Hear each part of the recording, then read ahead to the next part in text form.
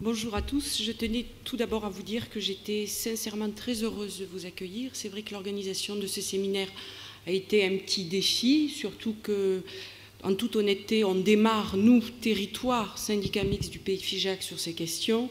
Mais je tenais à vous préciser qu'on est ravis aujourd'hui, l'équipe et les élus, de vous accueillir sur notre pays. Alors effectivement, le projet que l'on commence, il faut être très modeste, il y a beaucoup d'initiatives qui existent. On essaye d'engager un projet qui est en phase d'émergence. Donc ce que je vous présenterai ainsi que Nathalie Fiacre, ce ne sont que les prémices et un petit peu les premières étapes et la méthode de travail que l'on souhaite mettre en place. Alors le projet s'appelle Terre de Figeac, terre au pluriel parce que sur le territoire du Pays de Figeac, il y a trois entités paysagères, le Causse, le Ségala et le Limargue. Figeac parce que ça reste, je dirais quand même, l'élément marqueur, la porte d'entrée, mêlée sud-ouest, mêlée rugby, mêlée mélange, mêlée échange. Gourmande, parce qu'avant tout, il faut que ça soit bon et qu'on ait du plaisir à être ensemble et à consommer les produits. Alors, très bien. Non. Alors, on est parti d'un constat sur notre territoire que c'était avant tout un territoire agricole et qu'on avait une dominante de produits génériques par rapport aux produits dits spécifiques. On n'avait pas de produits phares comme nos voisins à Rocamadour ou nos autres voisins sur l'Aubrac peuvent avoir avec l'Aligot. Donc nos produits génériques, c'est le bovin viande, bovin lait, ovin, volaille, et on a vraiment peu de maraîchage. On dispose aussi, paradoxalement, de produits de qualité, mais qui sont globalement peu identifiés. Il n'y a pas d'éléments marqueurs. On s'est rendu compte également que la production locale était très faiblement présente dans les assiettes des habitants du territoire.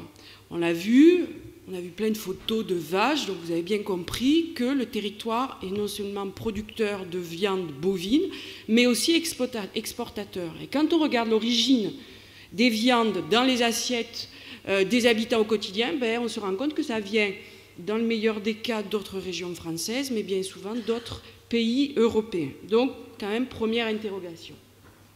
Et puis, on l'a suffisamment dit ce matin, nous aussi, localement, on constatait un intérêt croissant de la population pour ces questions, cette volonté de se rapprocher de la source, du producteur, de localiser, de personnifier, des préoccupations récurrentes également sur les questions de santé, de qualité, de développement durable. Bon, une fois qu'on a eu posé ça, la question était restée entière. Qu'est-ce qu'on peut faire et comment aborder le sujet? Alors, il y avait plein d'idées, on en a déjà évoqué. Bon, alors, est-ce qu'on travaille sur les cantines, par exemple, avec les écoles du territoire? Est-ce qu'on fait un guide des producteurs? Bon, et c'est toutes des actions très intéressantes en tant que telles, mais on avait du mal à décider, puis on a décidé de partir complètement autrement, et c'est pour ça qu'on en est là aujourd'hui. On a décidé de partir, de construire une véritable démarche territoriale avec différentes actions. C'est pour ça qu'on ne s'est pas engagé dès le départ, même si ça a été la tentation, dans une action précise, dans différentes actions, et de travailler avec plusieurs types d'acteurs. Et vous verrez tout à l'heure, ces acteurs, on les appelle les familles. On a un jeu de 7 familles sur le territoire du Pays de Figeac, vous allez les découvrir. Cette idée, il fallait l'inscrire dans la durée. Ce n'est pas une action qui peut se mener sur 1 ou 2 ans. On va travailler sur les changements de mentalité, sur les changements de comportement.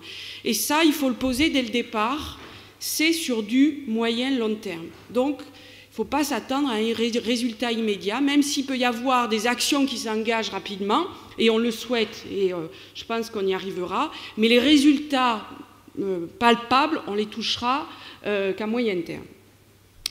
Et l'idée était de renforcer l'identité du territoire, aussi bien en interne qu'en externe, Déjà, pour être à l'aise sur des marchés, notamment toulousains, il faut être à l'aise localement. Donc il faut que les habitants, les producteurs du territoire soient au clair sur ces questions. Et puis on le saura d'autant plus face à des marchés toulousains ou des visiteurs et des touristes. Et puis l'idée, la volonté, on l'a vu ce matin, c'est de faire du collectif, de fédérer les acteurs. C'est important. Donc le projet, c'est de mettre en place un signe de reconnaissance collectif que vous voyez là, qui se matérialise par le nom Terre de Figeac et par cette image, par ce logo. Alors, le projet, c'est de générer de l'économie locale en faisant ensemble. On va essayer de dépasser la simple présence d'un label sur un produit. Ce n'est pas le projet. Le projet, ce n'est pas de mettre du Terre de Figeac sur tous les saucissons ou packs de lait. Le projet, c'est d'aller beaucoup plus loin. Et ce moyen de reconnaissance collective, on veut le construire sur la confiance et la solidarité des acteurs du territoire. Alors, je reprendrai la parole tout à l'heure pour revenir un petit peu sur la méthode qu'on souhaite mettre en place, même si on a déjà un petit peu avancé.